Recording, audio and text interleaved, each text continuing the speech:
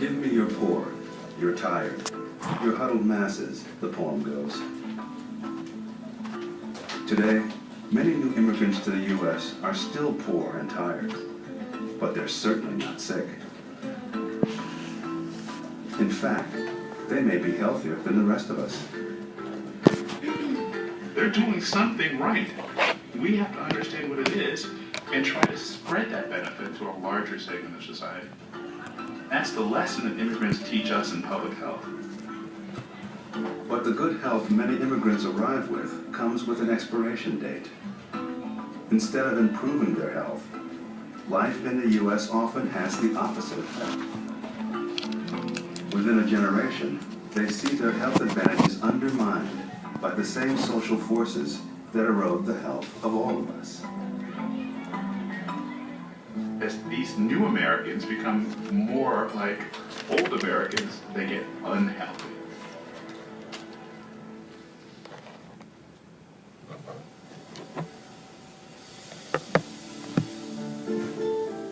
Amador Bernal arrived in Kennett Square, Pennsylvania from his native Mexico to work in the mushroom farms.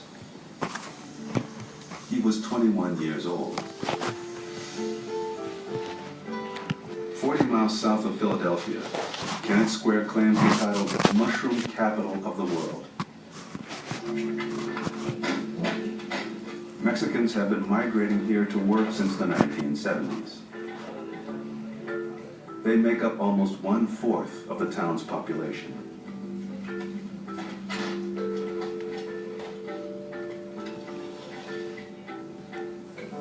Amador Bernal works at Kale and Mushroom Farms, one of the biggest. Yo nada más me dedico a regarlo, a echarle agua con una manguera y una regaderita. Si pasa yo solo, se termina muy temprano, me pongo a ayudarles por ahí en agua a los demás. O sea, yo gano $9.03 por hora. Trabajo 8 horas al día, los 7 días de la semana.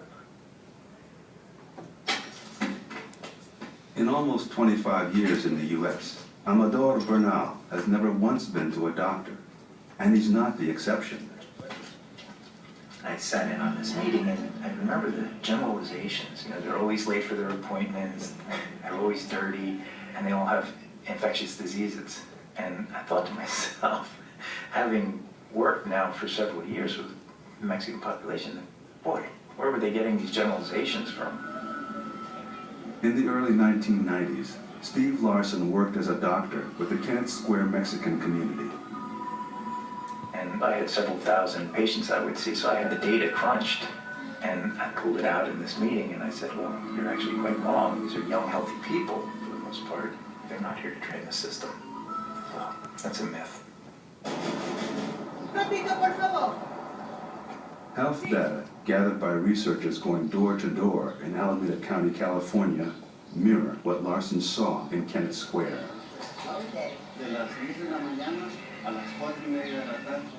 One of the things that the data told us in our health department was that immigrant Latinos had the best health of anybody in the county by far. They had the lowest rates of death, lowest rates of heart disease, lowest rates of all the major killers.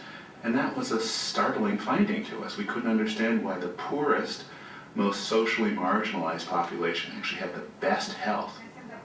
Better health, not just than other poor people, but better health than the wealthiest segments of our societies. I mean, that's profound. On the other side of the country, in Cambridge, Massachusetts, Dr. Margarita Alegria leads a team looking at a similar phenomenon through the lens of mental health.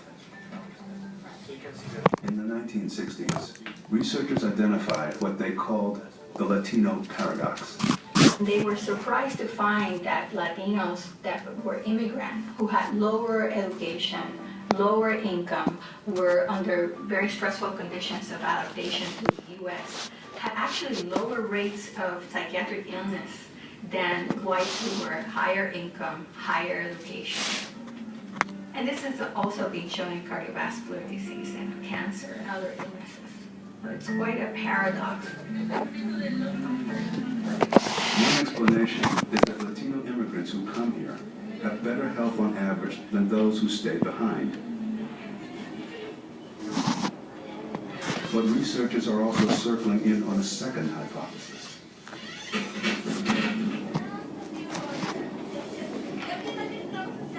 I think the other explanation has been more about the role of very strong, cohesive family ties that hold Latino families together, even under hardship.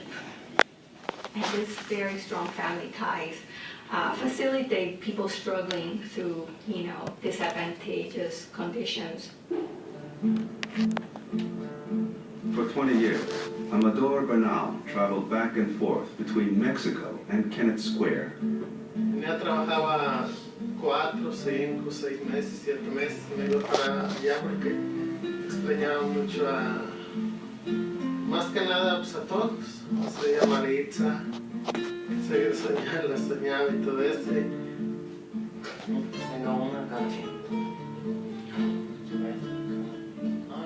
After he got his green card, Amador filed papers for his family to join him. It took 9 years to get approval. They finally arrived in the U.S. a year ago. Para mí es mucho mejor hacer porque no estoy aparte de ellos. Yo los veo diario.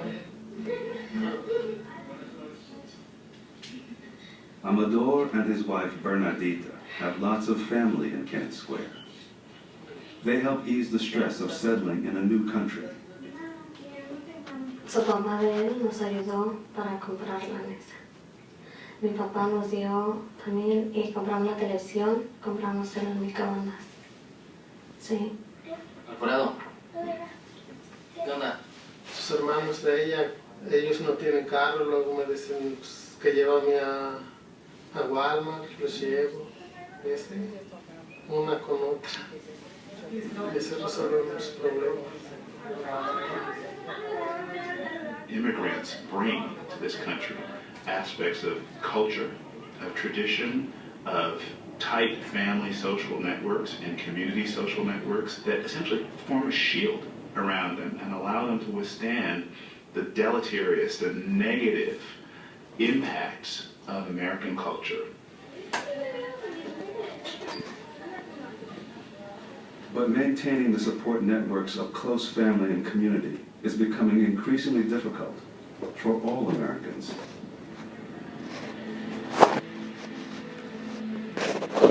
We now work longer hours than any other industrialized nation, even Japan. The average American now spends 50 minutes a day commuting. 10 million of us take 2 hours or more. 1 in 4 Americans say there is no one with whom they discuss important matters. That number nearly tripled in the last 20 years. Social isolation is on the rise in the United States. And isolation can kill.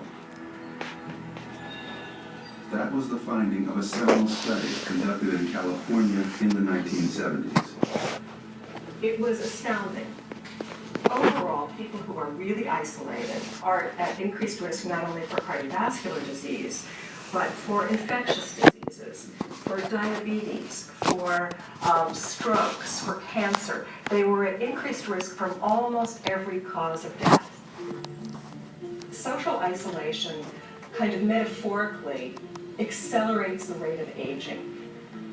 The fact that you got something when you were 50 instead of 80, or 30 instead of 60, is because being socially isolated is a chronically stressful situation which just kind of leans on the body. But staying socially connected in a way that protects health takes more than close family ties. That's one of the lessons of America, that your family isn't enough, ultimately, to protect you against some of the influences of America. It really is a challenge to try to make sure that before the inevitable breakdown of these close family units occurs, that the communities are organized in ways to essentially keep that sort of protective shield alive.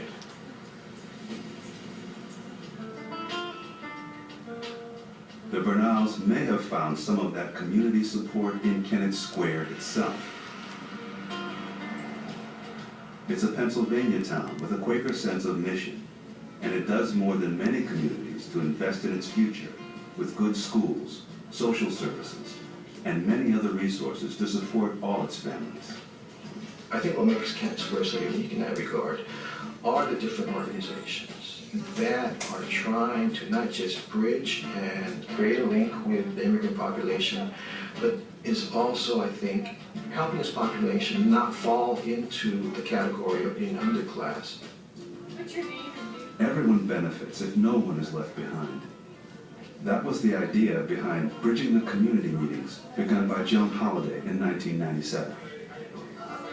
I, as a public health nurse, felt this community had so many resources for being such a small town, but we were talking to each other. The meetings are an opportunity for residents to find out about resources available in the area and exchange services. Linda Ekman, and I've been in this community 23 years, and I'm starting a 12-step group for kids with addiction issues. Mi nombre es Fidel Vázquez. My name is Fidel Vasquez. Trabajador de Cabín de Pique de Hongo. I work at Kale Mushroom, and I pick mushrooms. If you know of anyone who wants part-time or full-time or anything, we really have a great need for a bilingual receptionist. There are people in poverty here. There are people here with need. But I don't think it's a large population that find themselves in dire straits. Not like you would find in similar communities in other areas of the United States. Another resource for families is the Garage, the town's youth center. After school, students come here to work with volunteers, use the computer lab, or just hang out. Alfredo Bernal often comes here to do his homework. His brother Israel practices his English with a retired executive. Aquí se me han abierto otras puertas. Pues sí, me gustaría estudiar algo de ingeniería. Ir a Penn State, por ejemplo. Aquí, o sea, si ven que tú eres inteligente o si le echas ganas, ellos te apoyan.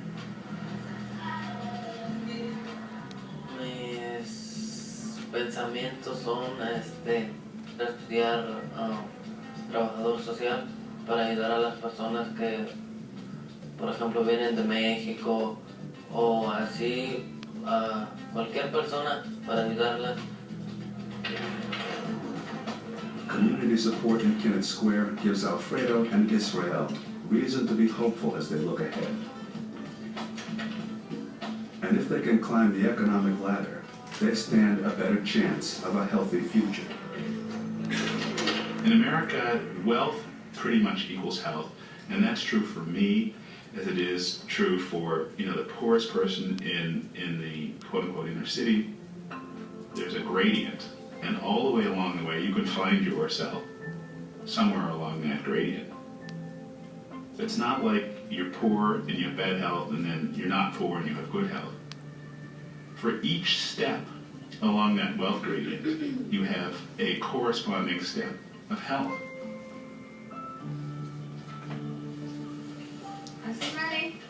When you're a new immigrant, the relationship between wealth and health is relatively loose.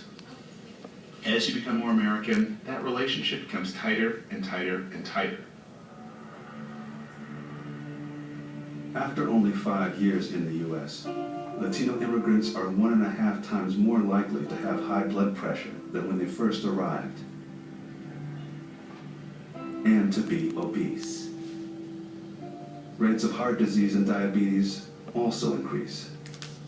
More than 20% of Latino households are poor. The longer they're here, the more immigrant families struggle with discrimination, low-paying jobs, bad schools, and bad housing.